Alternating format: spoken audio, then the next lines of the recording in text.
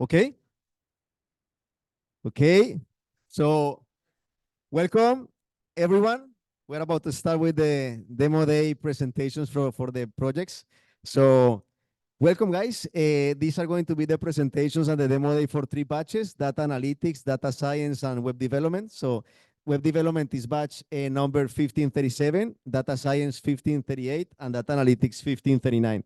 So there's a couple of new faces and people outside Wagon that is coming to watch you presenting your project. So for those new faces, a very brief introduction of what's Wagon about. So Wagon is basically an immersive tech training company, an tech company that was founded in Paris in 2013. And since then, it has become one of the most international bootcamps in the world. So at the moment is present in more than 40 cities and 20 countries globally. More than 24,000 students have graduated from Wagon as the batches that we are going to see today. And from these students that have graduated from Wagon, around 93% of the students were able to find a job after 6 months of graduating, which is one of the, let's say, most important KPIs for us, because the idea is that we can, let's say, look forward the career change that you are aiming to have in the tech sector. And also we focus on an entrepreneurial spirit. So some of the projects that you are going to be seeing today ended up becoming real startups, and the real startups were successful in the market and have raised more than $800 million in different financing rounds. So this is the overall scope of the students in terms of employment and entrepreneurship. And now this is the landscape of the presence of Wagon globally, as you see in South America, Asia, even Oceania. So we are present globally.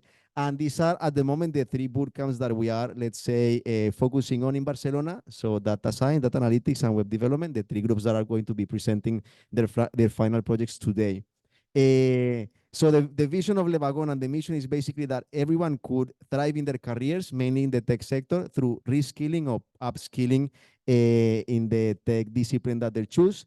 And by everyone, we mean really everyone. Like it has been the case of these batches, because in these batches we have had cases like Martin, who from medicine or from being a doctor now shifted and is going to become a web developer. Now we have also DJs like Nico Tati, who also is going to be a web developer.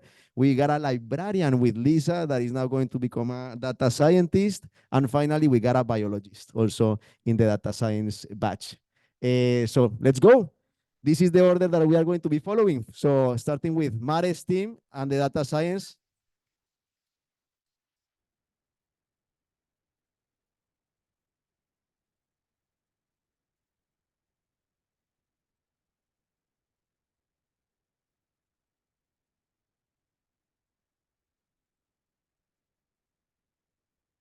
Hello, you hear me?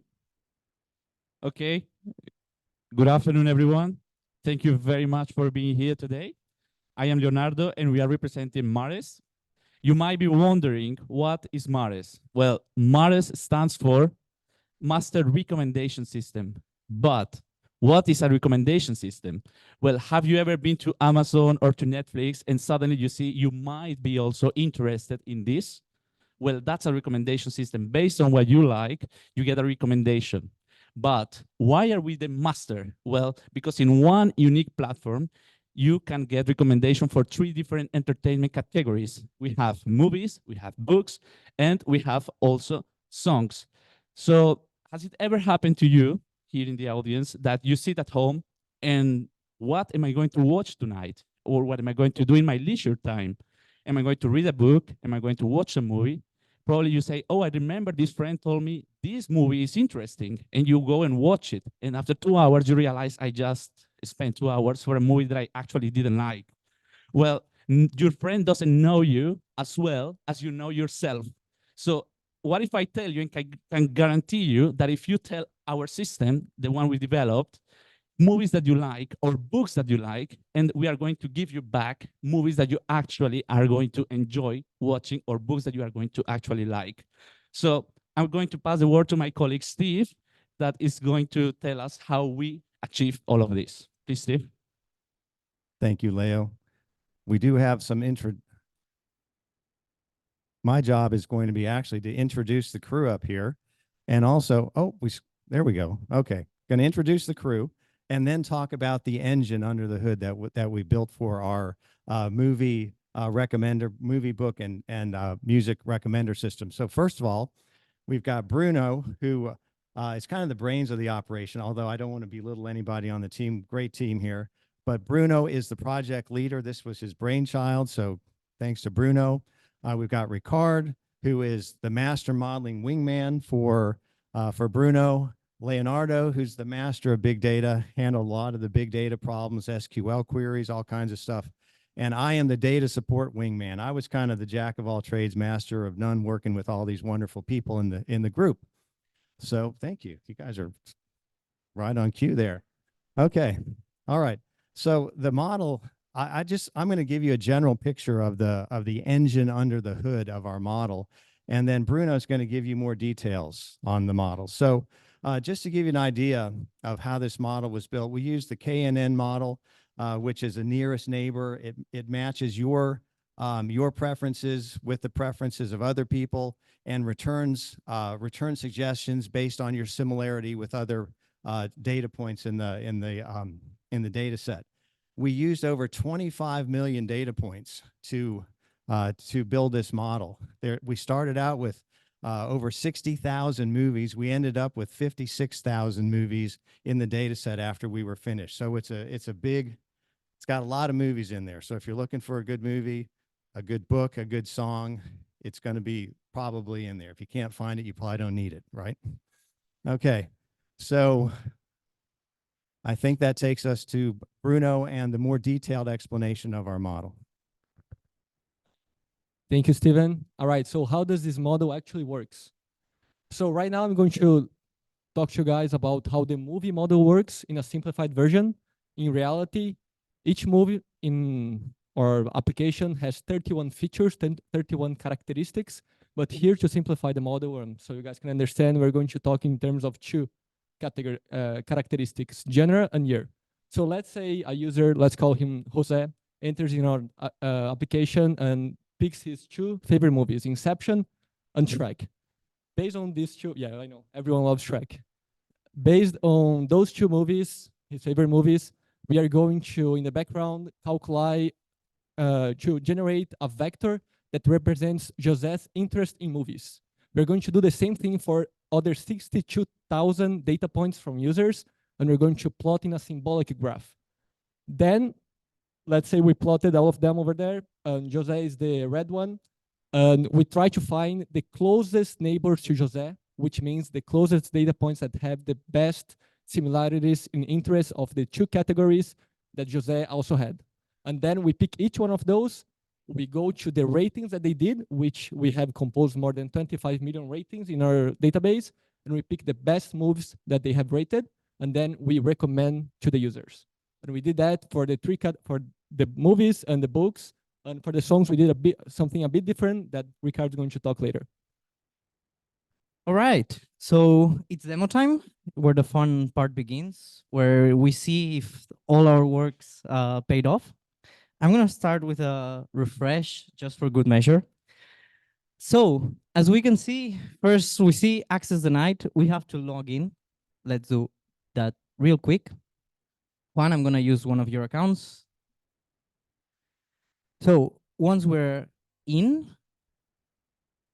we can go to search for movies. And we wait a bit. It's a bit slow, but that's all right. Yeah, I can start typing, all right? No, because I'm in the favorite part. Yeah. Let's see. Movies, search. Bit of, okay, here we are. So here, I want you all to imagine that we are all in my house and we plan on a movie night. So because I'm the host, I'm gonna be choosing the movies because honestly, when people tell me movies, I don't know how to spell them. So I'm just gonna be Jose in this case. I'm just gonna start with Inception. Honestly, it's one of my favorite movies. Here it is. We simply click the heart, wait for it to disappear, and it's gonna move to the favorite section. Another one, I really love Shrek too. Shrek, but the third one. It's honestly the best one. And I actually also love Pirates of the Caribbean. So I'm gonna search for that too.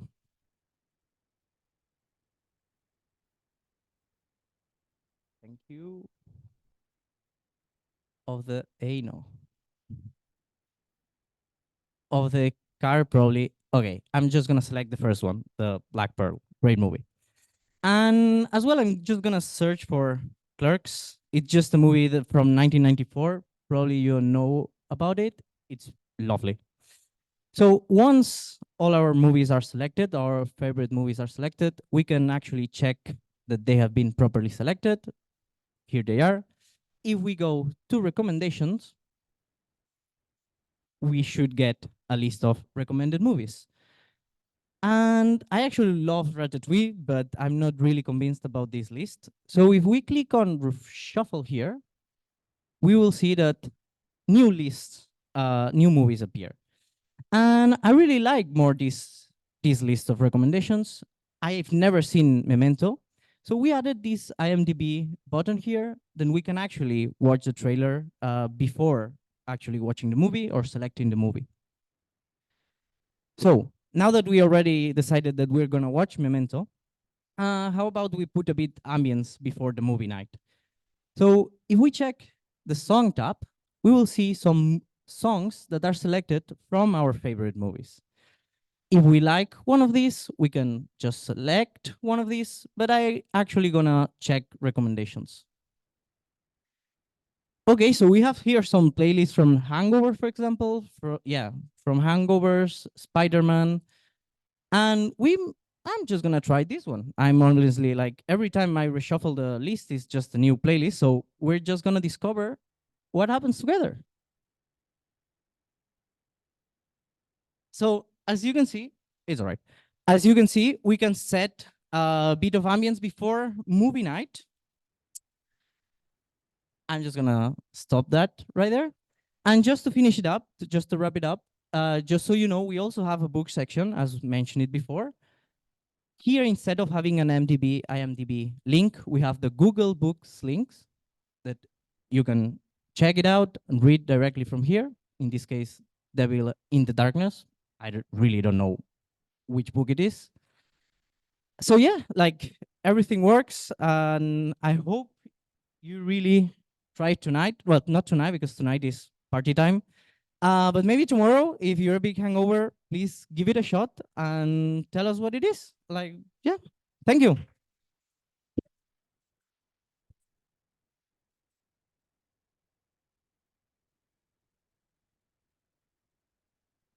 Okay, thank you very much. Thank you, guys. Hi, everyone. I am Laura. I am the batch manager of data science and data analytics. So now we are going to listen to some data analytics project, which is called Funnel Analysis of Namaste Theta. So please welcome Erin, Anna, and Jessie.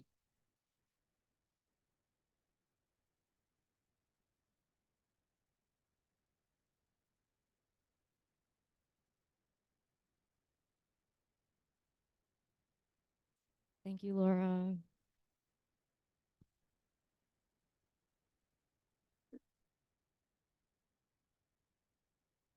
Okay, hi everyone. Good afternoon. Our project is Namaste Sita, and I'm Erin. Okay, so today we'll be talking about what our project's about, and we'll start with the company overview. Then we'll talk about the challenge that we had to face. Sorry, guys, I'm not sure what that was. The data set we used, the approach we took. We also created a dashboard, and then we'll talk about the analysis results and the solutions that we have for Namaste Sita. So what's our project about? Namaste Sita was established in May of 2022 here in Barcelona, and they specialize in high quality yoga mats from sustainable materials. They're fully digital, and they use Shopify and Facebook ads to leverage their customers. I don't know why they keep happening. They have 14 products, which are all yoga mats, and they're priced at 89 euros each. Okay, so for the challenge and the data set we used, our main challenge was we had a very low conversion rate of 1.65% for purchases over sessions, and we'll get into that into detail later on. we had to identify and adjust conversion funnel weaknesses to improve the commerce sales of efficiency. This is just a screenshot of the data set that we used. We had data from August to March of this year, but we cleaned the data just to use full months from September to February of 2024. And this is like the website traffic. Just for example, like the session start, how many times the pages were viewed, and where the purchases took place. And now Anna will discuss the methodology of how we tackled the challenge. Thank you, Erin. So I will now continue with the approach we took. So if you're not aware about it, we use the concept of a marketing funnel. So first of all, you have the awareness stage, which we measure with the discovery KPI. So this would be if a user starts a session. Then second of all, we have the consideration stage with the respective KPIs. This would be equivalent to the events, if you remember what Erin showed before in the data set. So the event if someone scrolls through the website or is looking at an item. And then lastly, we have the conversion stage with the KPIs for that. And this is when someone would proceed with the purchase. All of this is shown in our dashboard, which we created with Looker Studio. This is due to the fact that we have a GA4 data set, so we decided to stay within the Google Tools sphere, because it just makes more sense that way. And also we only use Spain for our analysis because most of the sessions took place in that country. Oh.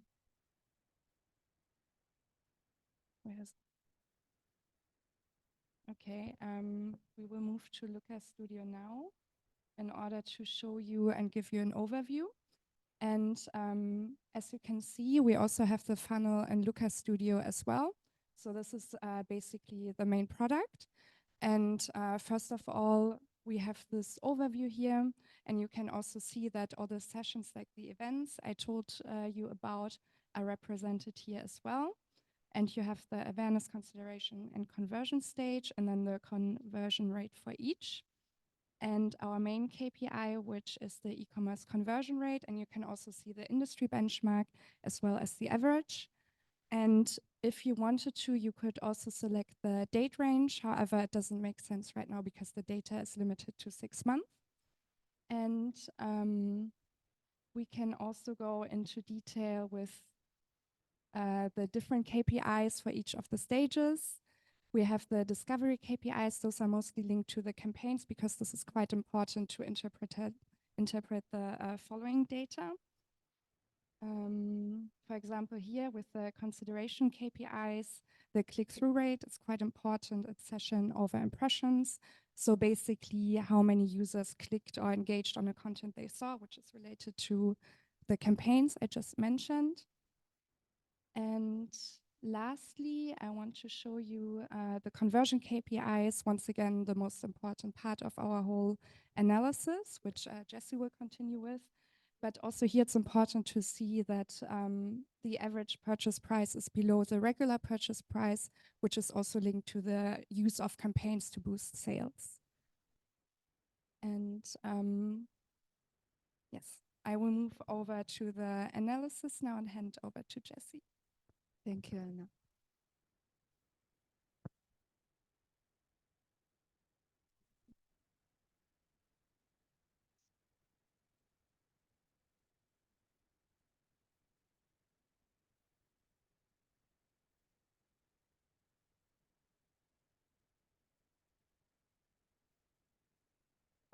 So through the above data analysis and visualization, we found the following four main problems. First, traffic issues leads to low conversion rates. Second, users' experience needs to be improved. Third, A2 cut rate is much lower than the benchmark. Fourth, brand awareness has to be enhanced.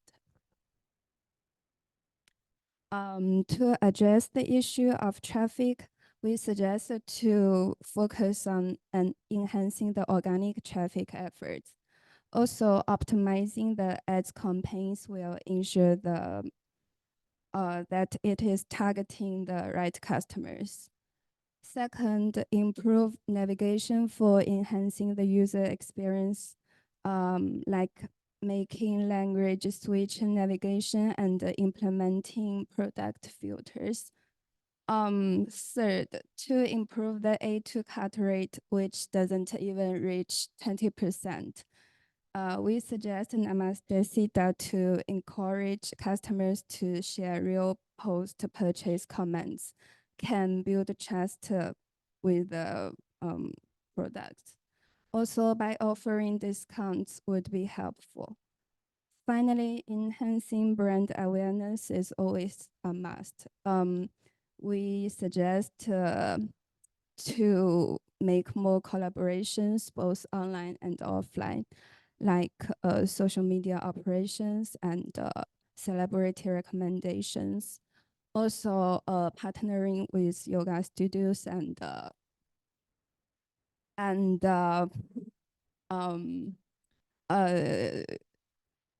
work with multi-brand shops. So in conclusion, by implementing these recommendations, we can effectively address the key issues identified through our data analysis and propel our conversion rates to new heights. Thank you.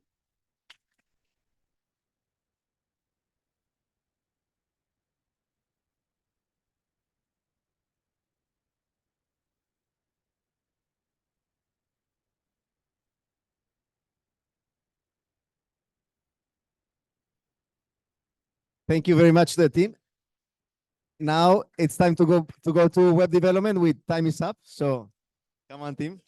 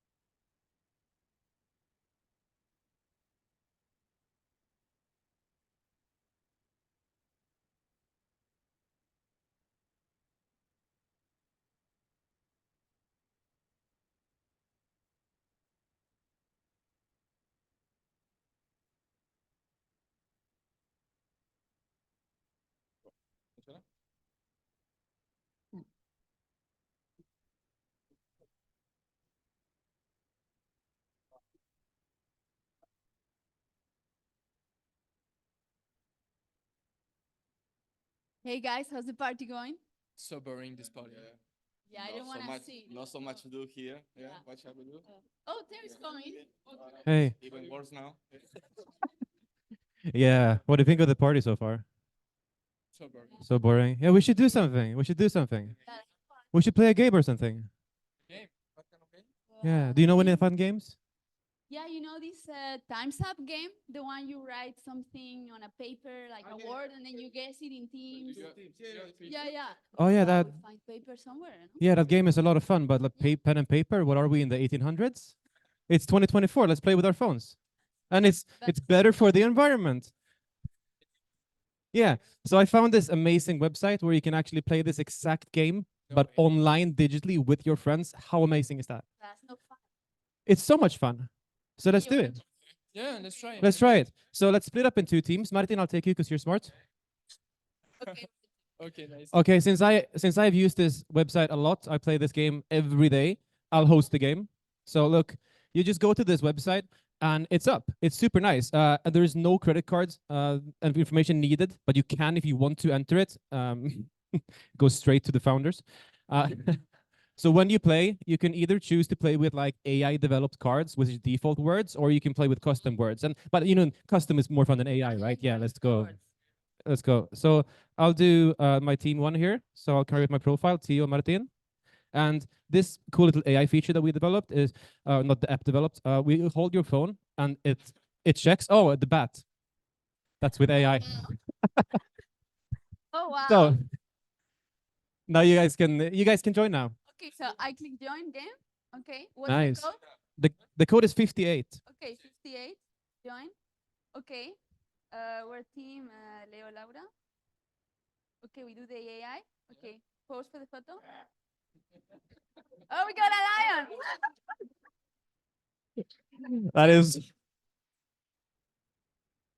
I mean, that is so impressive. Okay, I'm liking it. Okay. Are we ready to start playing? Yeah. Okay. Ready. Yeah. But first, before that, do you guys know the rules or should we go over it? It's exactly the same, no? Like Okay. in paper, like you have 3 rounds. First round, you describe the word. The teams may have to guess it. Then second round, you can only use 1 word. And third is just the mimics, right? Yeah, that's right. You know Okay. Yeah, I know. Okay, so ready up if you're ready. Okay, ready? Ready? Oh wow, it shows live. Wow. And I'm ready too. So let's Okay. let's enter some words. You cannot do. I write my word. Okay. Yeah, no cheating over there now. No. Okay, now you write the word. Okay, I don't look. No looking. No. Loading. Okay, now Okay. now it's our turn. Okay, you can start. No cheating.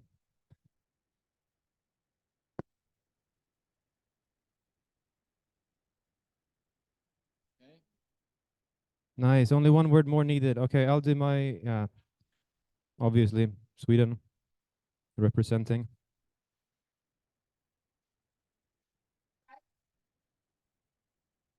Ready?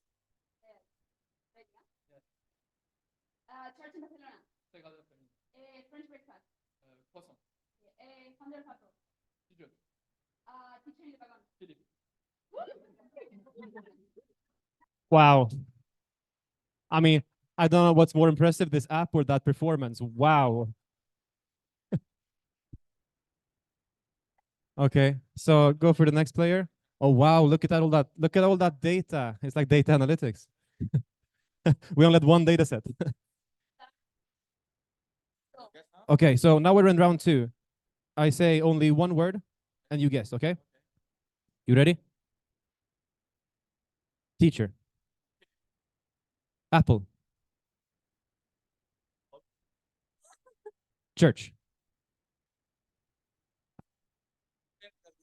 I was so slow. I'm an old man. Next. Okay. Nice. 2 points. That was such a nice. You're cheating. No. Yeah.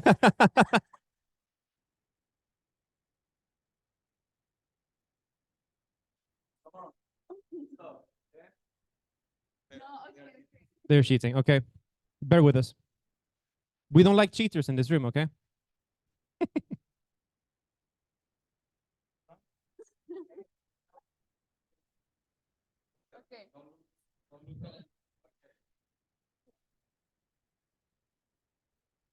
Let's go.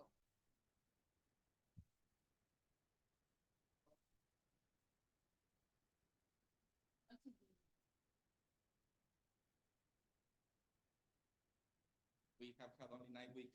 No, it didn't.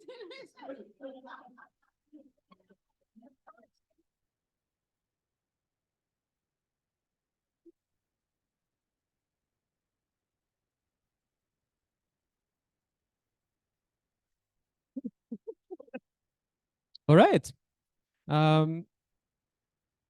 Yeah, so we play this game in 3 rounds. It's amazing. It's fun. It's available on all platforms and except App Store and Google Play. So only on the browser, actually.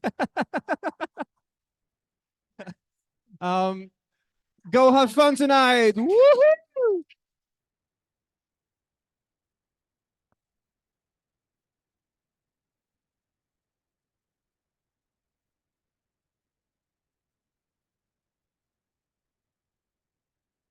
Okay, thank you.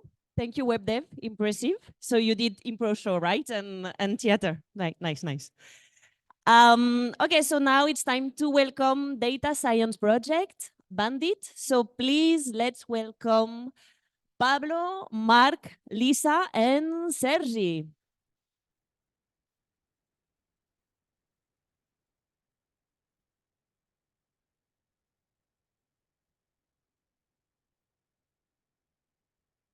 So it's all started with a dream and a passion to music. And I don't know how about you, but I think that music has a special place in the evolution of humankind because just as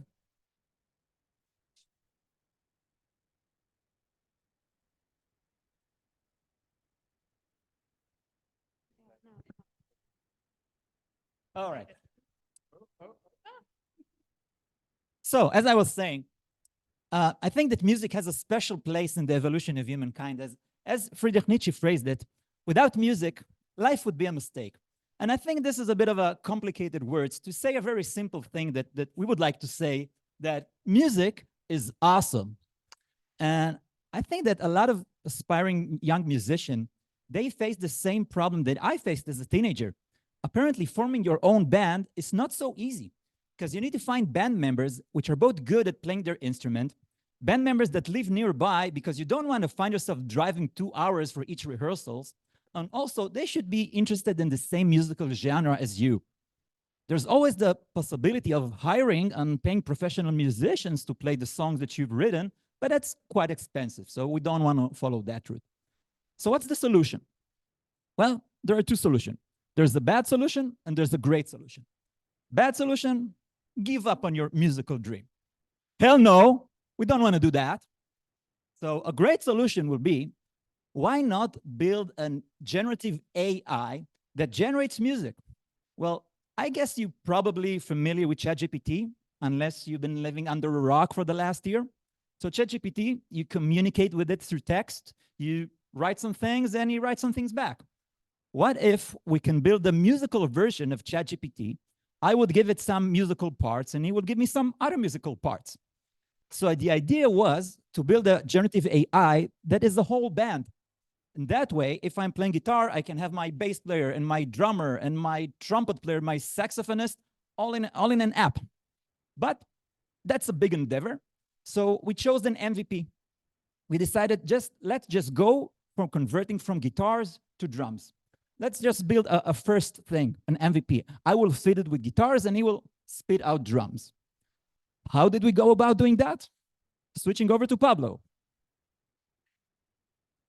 So how did we start thinking about this project? First of all, obviously we needed data, but MP3s, WAV files, you may be familiar with them. These are heavy files. Training a model on this, not only is it heavy, is also very hard to separate the guitar track from the drum track. So what do we settle on? We settled on MIDI files.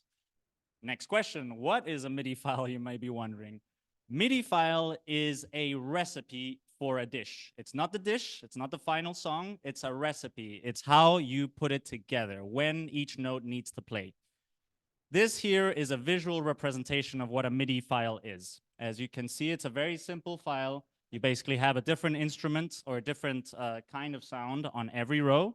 And then the red dots represent when that instrument is gonna get played.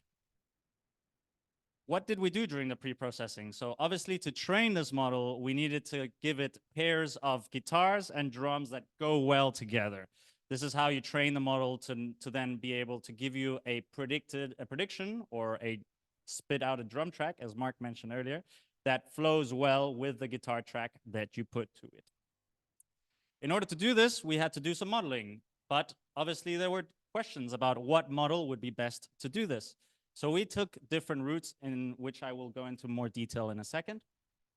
And then obviously the outcome was that if you as a guitar player inputted a guitar track or a MIDI file, a guitar MIDI file in this case, it will spit out a drum MIDI file that plays accordingly to what you introduced in terms of the guitar. So we tried 3 different approaches here. One of them was to build a transformer model from scratch. What is a transformer model? Some of you may be asking. Transformer models are what ChatGPT is based on. You give it an input, a text in terms of ChatGPT, and it spits out a text reply, something that in context makes sense for what you asked. This is what we did with the first iteration. We built a transformer model, but instead of giving it text and getting text back, we treated it like a translation tool. In terms of giving it English and getting Portuguese back, we gave it guitar and asked for a drum back. So this was the whole idea behind it. The second path we went through is with a pre-trained model. This is something that Lisa is gonna go into more depth in a minute, so I'm not gonna talk more about that. And then third of all, we went with an RNN, which is a recurrent neural network. However, very quickly, we realized that recurrent neural networks are storage intensive and they're also processing intensive.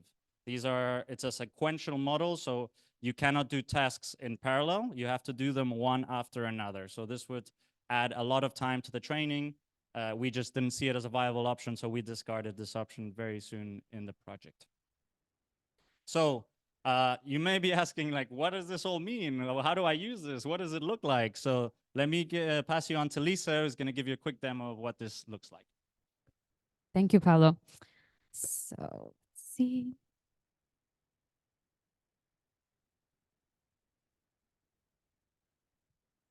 Good. So we found the site here. So in order for our users who are musicians to interact with this model, we built a user interface, a web app, which connects to an API that is hosted in the cloud and which in its turn talks to the actual model. So this is what it looks like. And as a user, I would click here. I would select my file. Let's see if I can see what it says there. Yeah, so this is a MIDI file which contains only a guitar, so only the guitar sound. I upload this. Let's see. Yep. So it's uploading, it's processing. So behind the scenes here, we are sending this file through the API to the model. And the model in this case is that pre-trained model that Paulo mentioned, which is something that was publicly available, created by researchers. It's a transformer model that was trained to take pop songs and generate piano arrangements. So not exactly what we're doing, but similar. And then we are able to take the piano arrangement that is generated and turn that into a drum track. And it actually sounds pretty cool. So you can see here that we got an output. We have 2 tracks that we can play here on the web. The first one is the drum track that we get. And the second one, I really like, it's the drum track generated combined with the guitar track that we put into the model. So let's have a listen to this.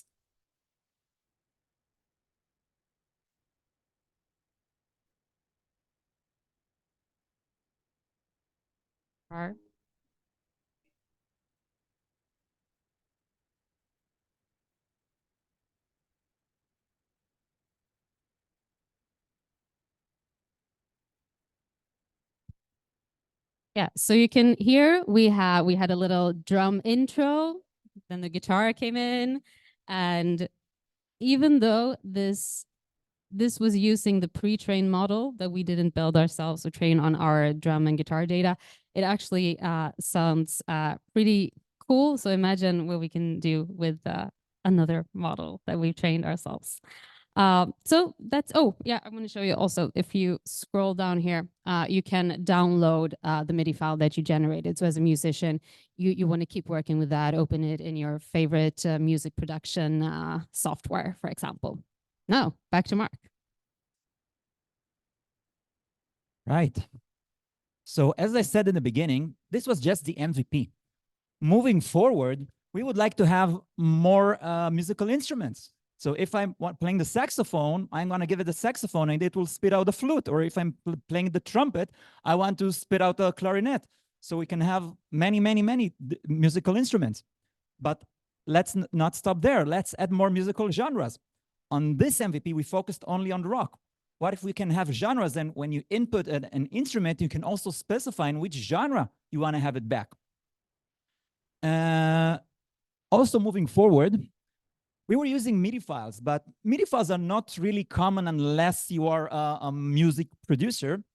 more often than not, we're using WAV file. And if you're not familiar with the term WAV file, this is the standard CD audio. If you ever listen to a CD, that's a WAV format. But most importantly, we want to empower musicians and music producers to really focus on their creativity.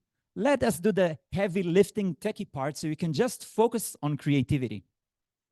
And coming full circle, it started with a dream that I had of forming a band. And I think this dream finally come true. We have a band, the Bandits. So on the behalf of all the Bandits, Pablo, Lisa, Sergi, and I, Mark, we thank you.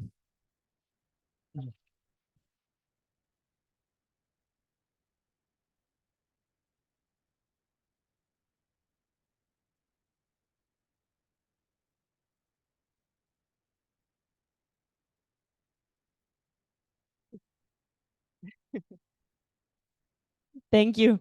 Thank you, guys. We need a t-shirt like this, please, for the next batch. Okay, so now we are going to listen to the second data analytics project. So please welcome Andres and Hugo, and we are going to learn how to predict the success of a startup.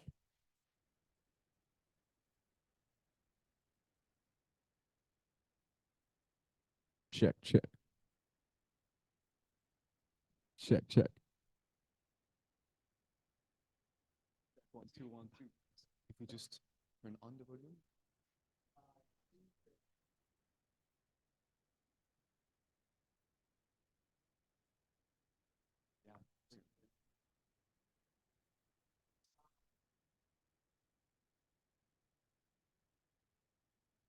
Y'all are getting a little sneak peek. A little sneak peek. Hopefully we didn't spoil too much.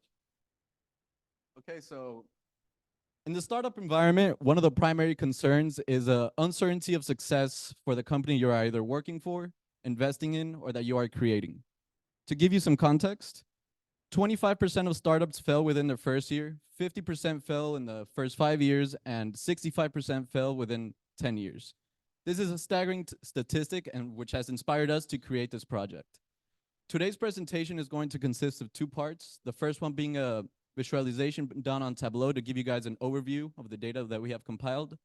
And the second part, and the more interesting part, is the machine learning process we have created to allow you guys, or anyone for that matter, to predict the probability of success for whichever startup company you're interested in.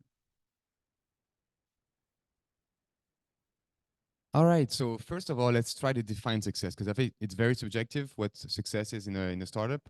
The way we define it is basically if a company do a successful exit, so either an IPO, initial public offering, or being acquired.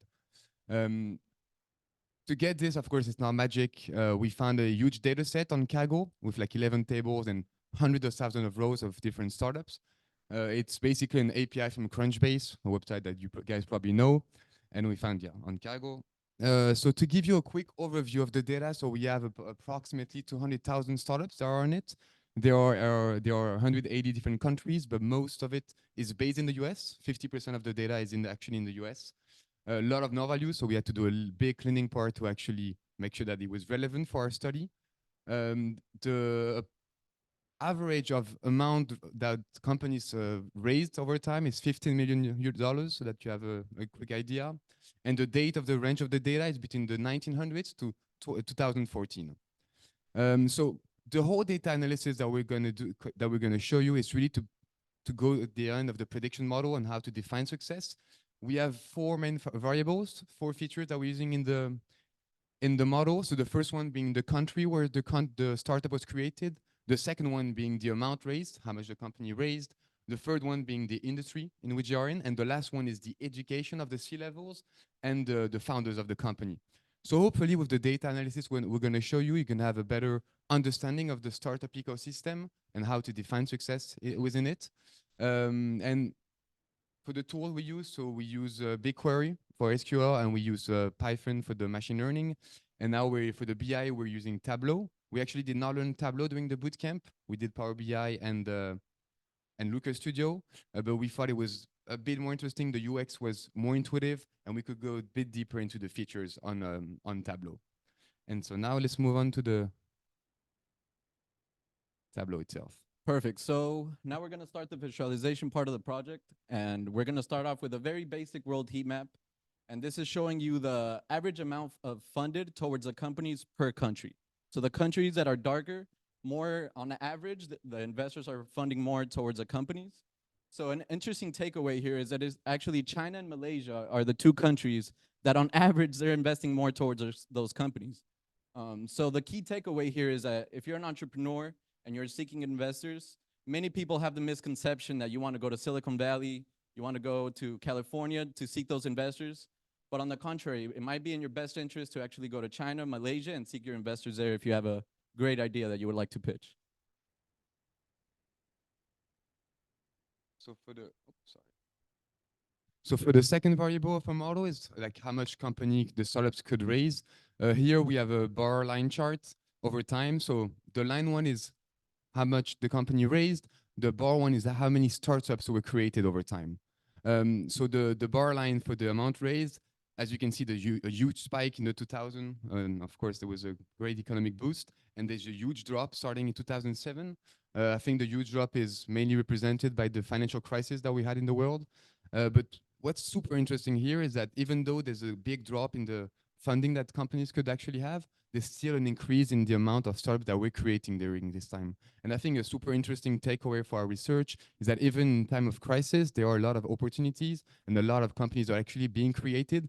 So that means as a takeaway, don't be afraid that even though there are no investments, no startup being created, it could be a right time for you. And one good example for this, so like an industry that did well, even though others were not doing well, is the e-commerce. And we're gonna show you to you right now. Okay, Hugo, thank you for that amazing transition. So hopefully we can mess around with the filters here. Okay, perfect. So it's going to be kind of hard to see, so hopefully y'all can keep track of it. But we're going to see the evolution of the e-commerce bubble right here. That currently in 2008 or 2009, it's at 851%, right? So you will see that throughout the years, I think it's a little slow, it's going to continue growing. So now it's at 10%, and it's going to continue growing up. It's a little slow, but a little spoiler alert, it ends at around 25%.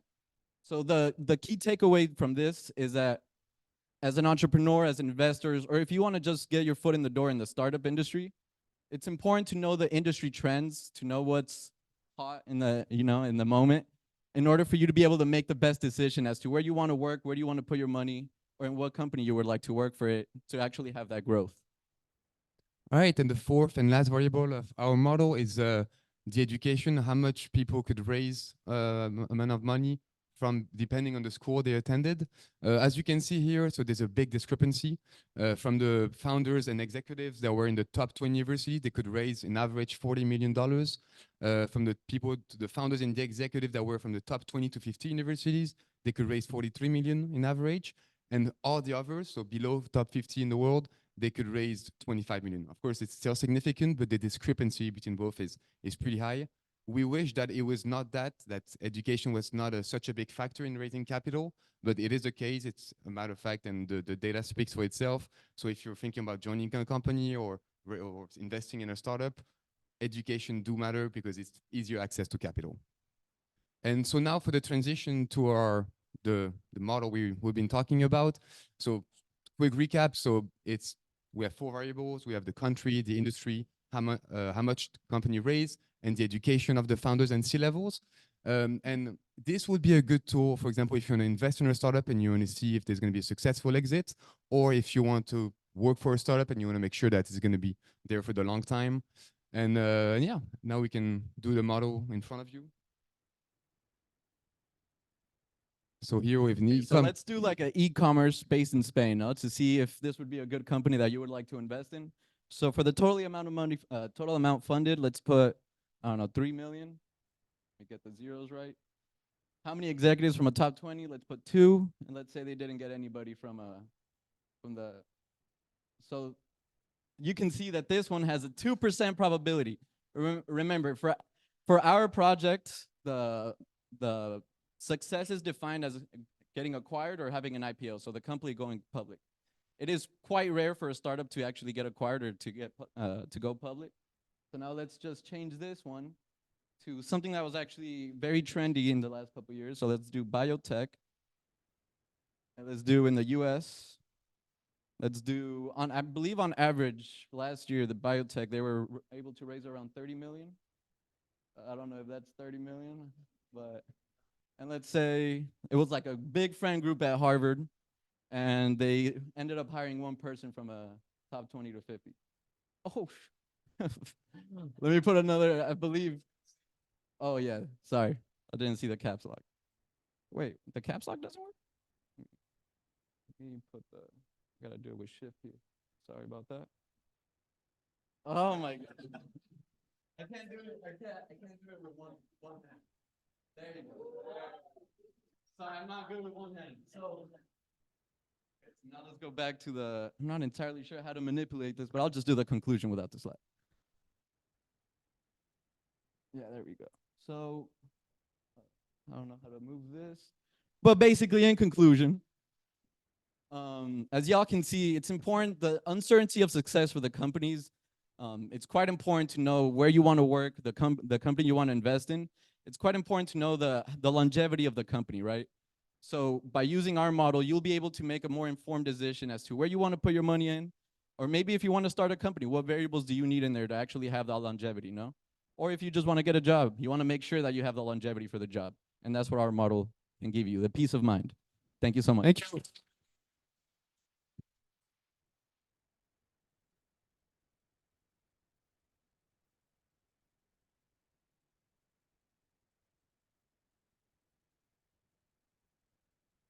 Thank you, guys. And now is the moment for web dev again. So teammate, the floor, please.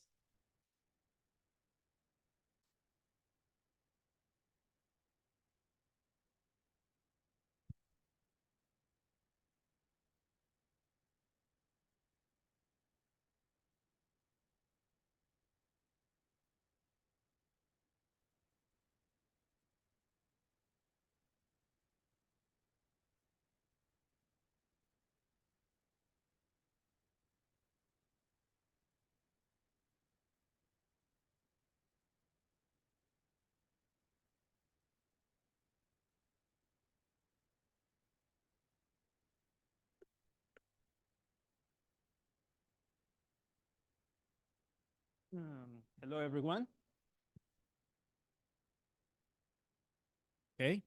As I settle into life in Barcelona, I come to realize that everything is so different here than in my country. So my new bosses almost begged me to set up my records, my medical records, and go to do a checkup. So that's where I come to a difficult moment in my life because I was diagnosed with hypertension. So besides all the medical instruction, my doctor said to me that the physical activity is one of our strongest allies when we battle diseases. The majority of the top 10 diseases that cause death can be prevented or even improved with regular exercise. So when I was looking for a gym or activities to do in Barcelona, I came across with this beautiful app called Teammate, and I really loved it because when I was setting my profile, it asked me if I suffer for some medical conditions or some mental health issues. And when I logged in, the apps immediately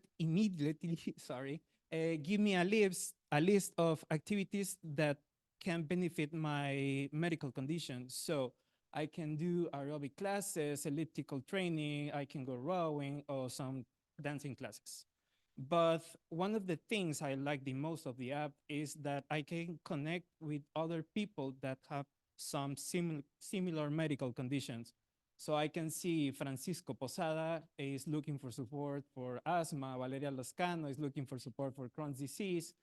And I see Nicolas Otati. Okay, I want to send a match request, a teammates request.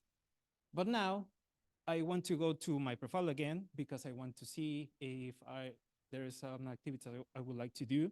But well, I have a request, a teammate request. Francisco is wanted to be my teammate, I will accept it, and I will go to chat with him. So I will tell Francisco, hello, Francisco, how are you? Hope you're doing well. I want to do a hike this weekend. Do you want to come? And I wait for Francisco response. Hello, sounds great. Okay, so now I can go to the activity list and I can search for a hike in this beautiful list. Okay, there it is. Now I can see the details of the activity, but it doesn't match with my weekend plans. So the beautiful thing about Teammate is that you can create your own activity. So we can go back to activities and we go to the bottom of the list and create a new activity. Let's name it hiking, Montjuic hiking. The description, 3-hour hike. The address could be M for Montjuic. The location details, B for Barcelona. And I can set the date in this calendar. I wanted to do it in the Sunday and at 9 a.m. Okay, I want to, okay, it's 5 spaces. I don't know if I'm going to invite someone else. Remember that now I have hypertension, so I look in the list. I set up my condition, and I want to set this activity private to just my teammates can see this activity. So now I can go back to my matches where I can see my conversation with Francisco, and I can tell him, hey, I just created a new activity.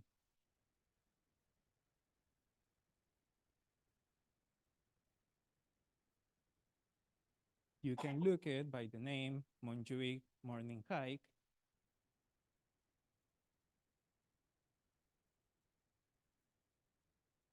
And when he finds the activity, he can confirm his assistance.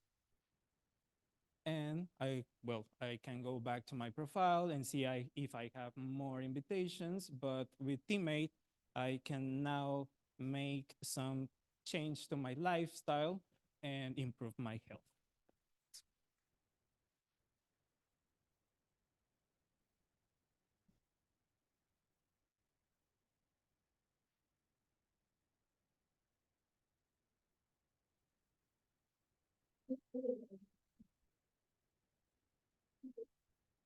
Thank you. Thank you very much. Okay, so we are arriving at the end of the demo day. We just have one left project. I know, I know, I know. So that's a data science project, deep rhythm. So please welcome Tim, Ivan, Carlos, and Thomas. As you want. Hello. Okay. Hello, everyone. So, as Laura said, we are Deep Rhythm, and we are Tomas, Tim, Carlos, and myself. Sorry, dog looking at me, so maybe I'm a bit confused. We are Deep Rhythm. So, what does that mean? We're trying to solve a problem. Heart disease is one of the, it is the first cause of death globally, and the tendency it is going up. It is not only going up, but the system, the health system, it is being burdened by it. So what are we trying to do? We aim to create the most accurate and practical tool for users to interpret ECGs, that will be electrocardiograms. Or users will be individuals that they want information about their ECGs, practitioners that they may have some doubts about it and they want to check with like big models and stuff, same with researchers, and then patients that then want to double check in case of like a second opinion, let's say. So I'll pass the mic, Okay, to guys, Carlos. hello. So we're gonna do it the other way around. Instead of saying you the technical aspects of our model, we're gonna go straight with the demo. So you get some fun now that it's the last hour. Okay. So this is what our end user is gonna see. He's gonna see a web app that you can upload your ECG as a PDF or as a singular ECG if you're a health practitioner, as Ivan told. So first of all, we're gonna select our age randomly a bit. We're gonna assume we're a male for now. We're gonna add some height just for prediction purposes, as well as a weight. Yeah, don't take it personally, just random. It's somewhere random. Okay, so as you all know, there's two big players on the smartwatch industry right now that are Apple and Samsung, and we focused on doing the prediction for those ECG reports from those devices, actually. So we're gonna select, for example, an Apple device. Someone from here that I'm gonna say who gave us a report, an ECG report, live. So we're gonna check his prediction. He should be fine, like, or he or she. But I don't know. Should be fine. So let's see if our prediction is correct. So here we can upload our PDF.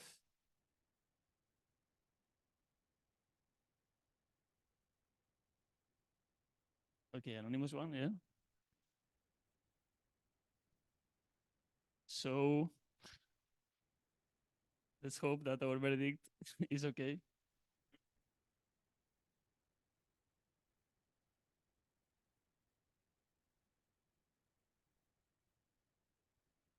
Did we actually? Yeah, it's running. Yep, that's great. So what we have here, this is a snapshot that our model intakes to make the prediction. So I don't know how to show it now because of this laptop, but if you go to your ECG report, any one of you that have a smartwatch, the report is actually more extensive. Like there's like 30 seconds rhythm, but we only need this 10 seconds rhythm to make the prediction. And that's the actual snapshot we take and we feed it to the model. So how can I go? Okay.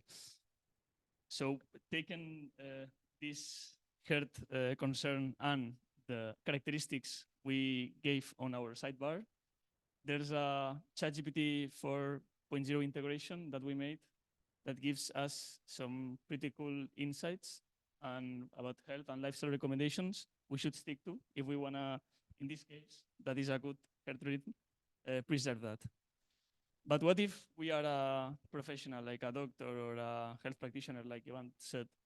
We can actually upload a full, like an ECG, not a PDF. Okay, we have is it this? Okay.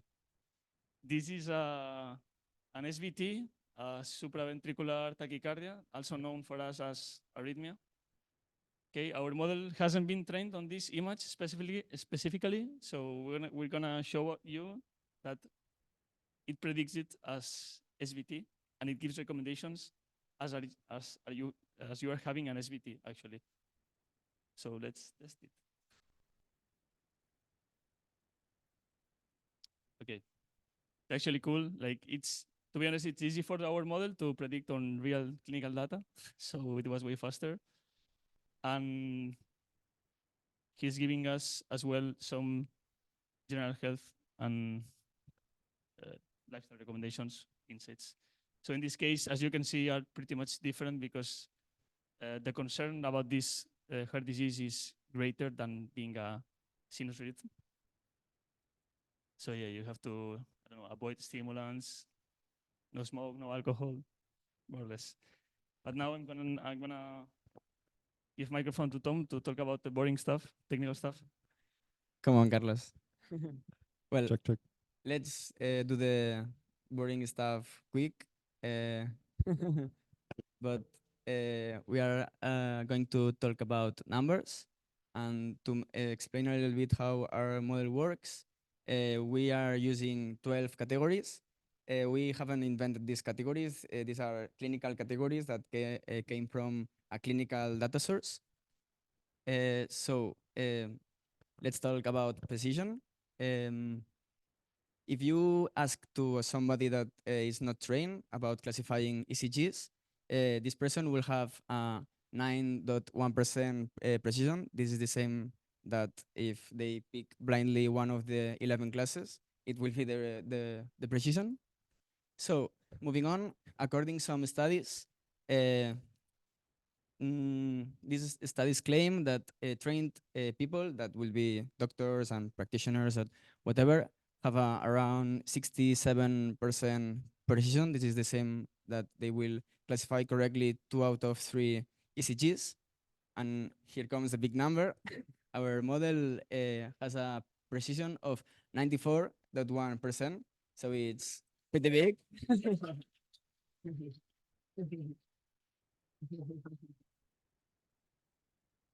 We are proud of it. And next, this is the real boring stuff, but to explain it quickly, we have used a convolutional neural network. This is one of the best neural networks to classify pictures. So we did some engineering, choosing neurons, layers. We fit this model with the tabular data that came from the clinical data sources. And yeah, this is the brain of our model. And the other part of the diagram is how our application works. Our web page is done with the Streamlit, and Streamlit communicates with the model, and model gives a response. And before going to the web page again, we send the prediction to ChatGPT, who gives us the recommendations and so on. So I will pass the mic to Tim. Thank you, Tomas. I'm just going to quickly talk a little bit about our journey and how we built this model.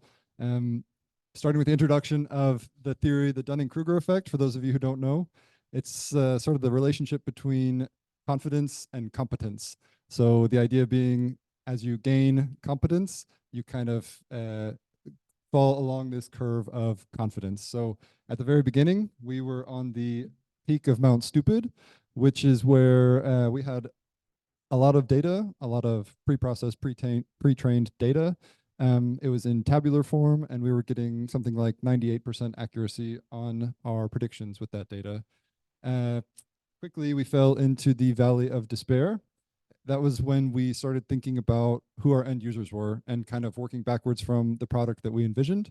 So we really wanted to be able to use that image recognition and the tabular data that our model was trained on that was getting that very high degree of accuracy was not really applicable. Furthermore, ECGs are a lot more complicated than any of us really appreciated at the beginning. And the data that we had was on a, let's say a different variation of the typical smartwatch ECG. So our predictions were very quickly becoming inaccurate, and we had to solve that.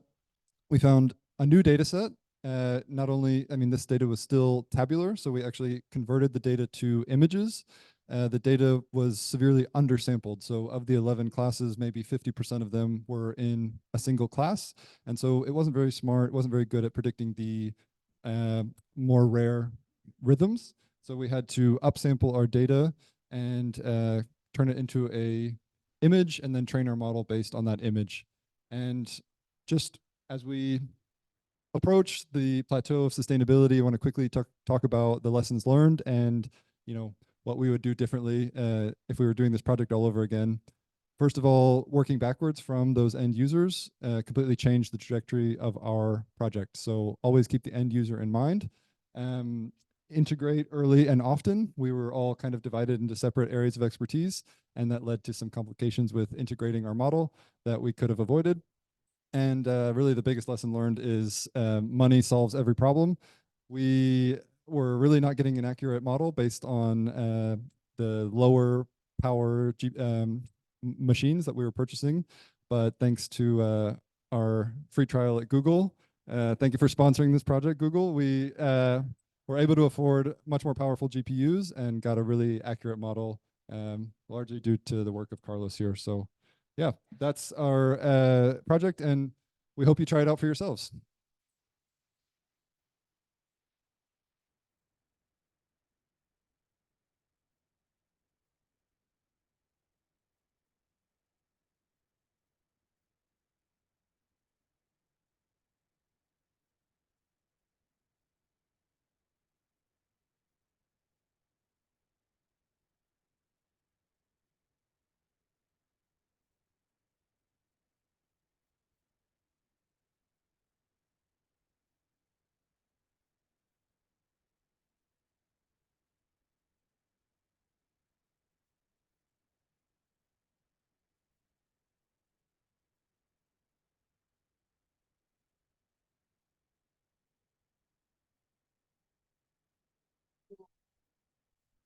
again, a big congratulations to all the projects. Amazing for all the groups, data science, data analytics, and web dev. So a big applause for you guys, everyone.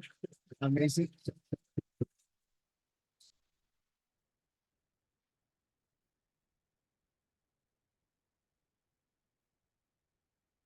And finally, also a big round of applause and ovation to the amazing teaching staff. So Lucas, Nico, Philippe, Matthias, Karim, amazing guys. And now you deserve it. It's the moment to celebrate. So let's do it. Thank you.